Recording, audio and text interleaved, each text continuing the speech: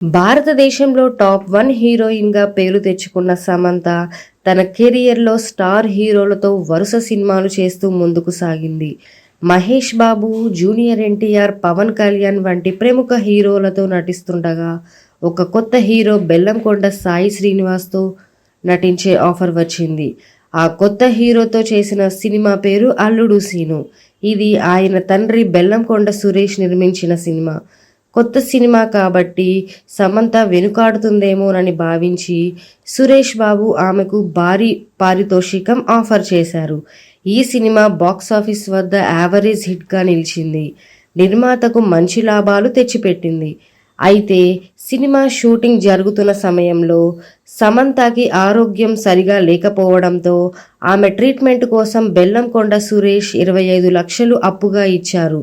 ఆ తర్వాత ఈ మొత్తాన్ని ఆమె పారితోషికంలో సర్దుబాటు చేశారు.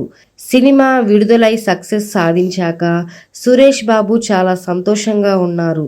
తమ కొడుకుతో అగ్ర హీరోయిన్గా నటించినందుకు కృతజ్ఞతగా సమంతకు ఫామ్ హౌస్ను గిఫ్ట్గా ఇచ్చారట. ఈ ఫామ్ హౌస్ సమంతకు ప్రశాంతతనిచ్చే ప్రదేశంగా మారుతుందని, ఆమె బిజీ షెడ్యూల్కి బ్రేక్ తీసుకోవడానికి ఉపయోగపడుతుందని అన్నారు. సమంత తన కెరియర్లో ఇలా తన గొప్పతనాన్ని మిగతా నటీనటులకు స్ఫూర్తినిచ్చేలా చేస్తూ వ్యక్తిగతంగా కూడా తన అభిమానులను చిరస్మరణీయంగా మార్చుకుంటూ ముందుకు సాగుతుంది. ఈ కథనం ప్రస్తుతం సోషల్ మీడియాలో చర్చనీయాంశంగా మారింది. ఇలాంటివి మరెన్నో తెలుసుకోవాలంటే మా ఛానల్ని లైక్ చేయండి, సబ్స్క్రైబ్ చేసుకోండి.